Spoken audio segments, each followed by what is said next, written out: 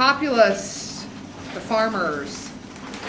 Populist beliefs, or two down from that. Populist Party, 4 supported. Okay. They wanted free silver. They wanted government ownership of banks. They wanted government ownership of railroads. They wanted the government to own, like, the means of communication, like the telegraph, telephone, those kinds of companies. They wanted the government to make loans instead of banks. And they wanted the government to set up savings institutions. They wanted direct election of senators. Okay? The role of Bryan, he was a Democratic candidate who embraced a lot of the populist beliefs, and that's called the Omaha Platform. In 1896, he runs on a platform as a Democratic candidate for president aimed at getting back silver or using silver coinage. That's when he gives his famous speech called the Cross of Gold. The grievances of the Populist Party were A, Granger laws, B, paper money instead of gold and silver, C, ICC, or D, a lack of money. Would the Populist Party have been against Granger laws? No, they were for Granger laws because they were both pro-farmers. Okay, Populists were pro-farmers, Granger laws were pro-farmers. Would they have been against paper money? No. They would have liked paper money because it would have meant inflation, which would have made their debts cheaper. Were they against the ICC? Maybe. The ICC, Interstate Commerce Commission, which was supposed to regulate railroads, etc., but didn't really have much power until the early 1900s. Were they upset about the lack of money? Most definitely. That was their biggest issue, was that there wasn't enough money in circulation. The election of 1896, the major difference between Bryan and McKinley was the whole gold versus gold and silver issue.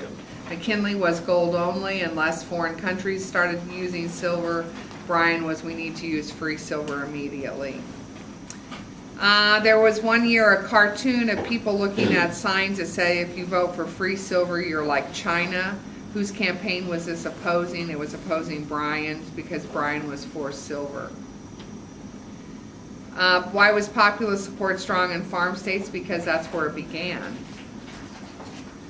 And they're the ones who were the populists. Any questions about the populists, the farmers, etc.? New Manifest Destiny, a nice way to say imperialism. Okay? By 1880s, or 70s even, we had spread from shore to shore. We'd spread from shore to shore by 1848 when the end of the Mexican War occurred. The United States borders look like they do now, with the exception of the Gadsden Purchase at the small end of Arizona, New Mexico. And we acquired that before the Civil War. So the Civil War ends, and what are we going to do? Where are we going to go now? So by 1870, we're looking overseas, and that's what New Manifest Destiny is. Event order of foreign policy from 1865 to 1914. We acquire Alaska, we acquire Samoa, we acquire Hawaii, we annex Hawaii. We're involved in the Spanish-American War. We have big stick diplomacy. We send out the Great White Fleet. Teddy Roosevelt does that. We interfere in Mexico's revolution, hoping to figure out or put into power whom we want to be in power. Pan-Americanism was what?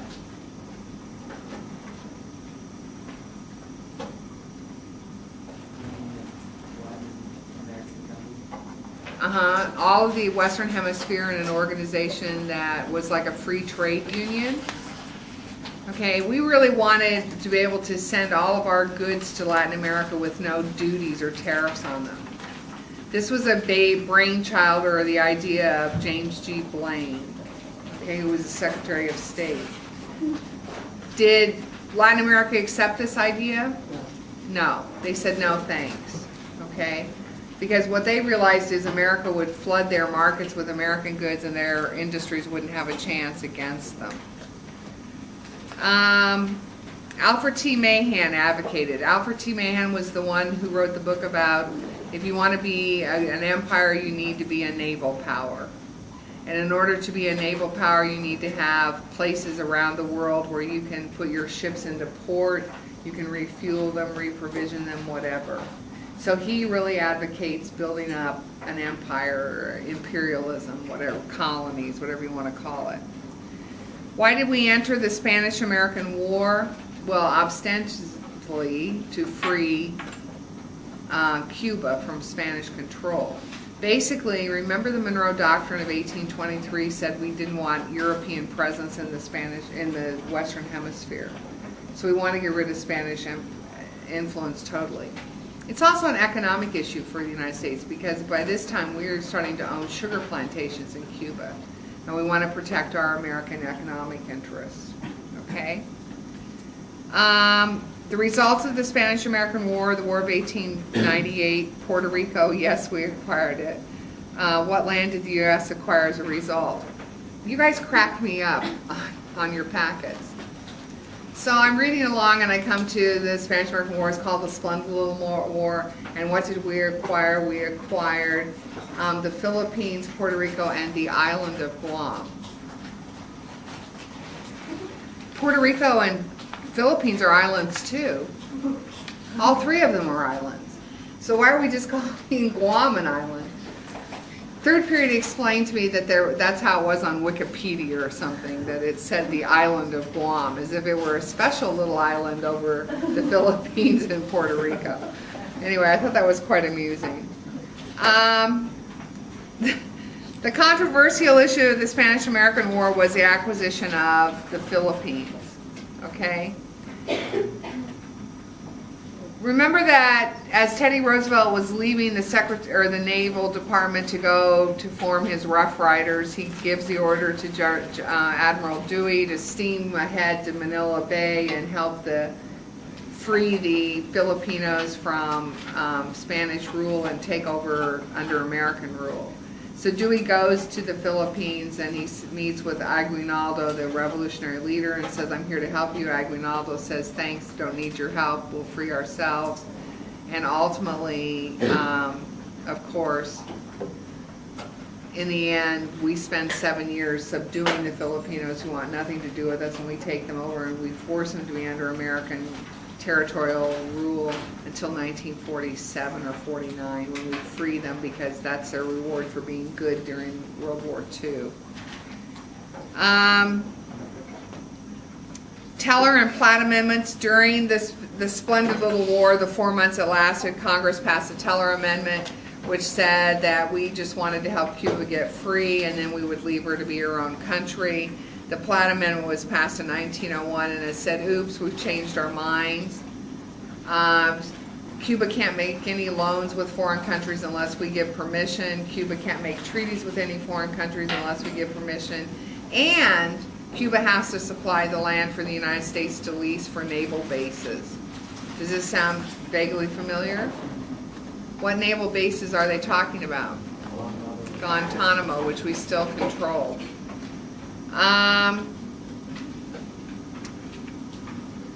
Philippines, why did we annex it? We really needed a permanent base for naval ships as well as merchant ships to go to in Asia.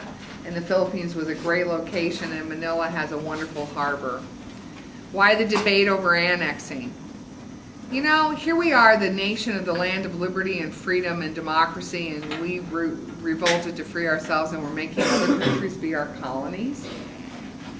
And the anti-imperialist said, isn't that kind of going against, the good old American way, yay, liberty and freedom, where we, put people underneath our jurisdiction?